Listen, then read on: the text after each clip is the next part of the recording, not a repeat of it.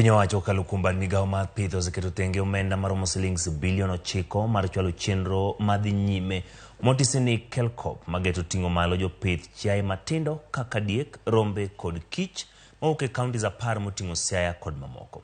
Kanoloso e sach romo mano bagi kod jatend migawo mar pith kod pur mawuok e kauntis go. Jagoro mongirore migawo mar pith Jonathan Mweke wacho ni chenro geto mine, rowere kod jogo modak gi ng'ol ka kwan mar jopur maromo 110 biro yudo kony makamano. Nomedo kwayo jopur dhok mondo ondikre mar bedo gi okumba mar chiaye kata livestock insurance mabiro konyogi ka giseyudo kony mowuok kuom piny owacho.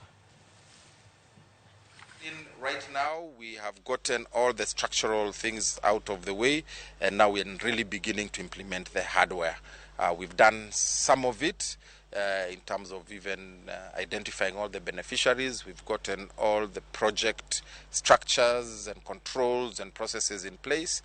We've created awareness of the project out there in the counties, and now we are headed to a place where the rubber really hits the road, and that's why we thought it was prudent for us to meet with the CCs from the counties so that we can agree on an implementation framework.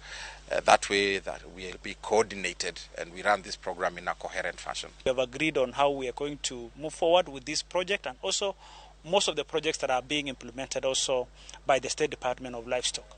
And I think that's it, and we are happy that the counties that are implementing this project are going to benefit in a very big way, and as the PS has said, is that it's targeting the people at the bottom. So these are the communities that really need support, and they need to move out of subsistence into commercial activity so that they can also make income. Like what we say,